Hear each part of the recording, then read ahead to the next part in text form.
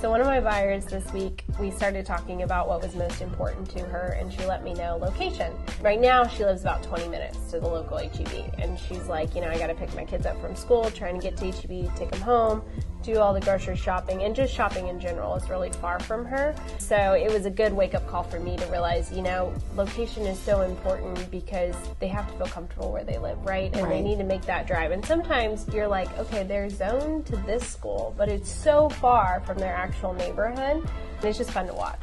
Yeah, and I've had clients where they would rather be far away from everyone.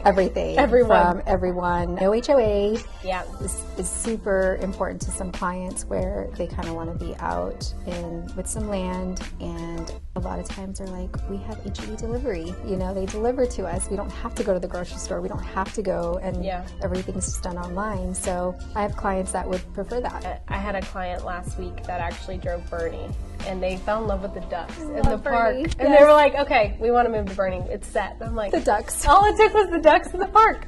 That's it. Clients location is super important, right?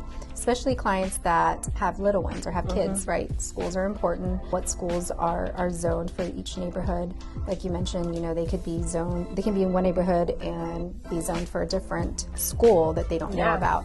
So also as an agent, we have to be very mindful of researching schools. We can't always rely on what's online or on the MLS if schools are important too. And one of the other things we just talked about is school of choice, right? So just because it's open enrollment, if the school is capped, that doesn't mean just necessarily because you bought in a neighborhood, your kid automatically can go to this school. Right. Or bought outside the neighborhood.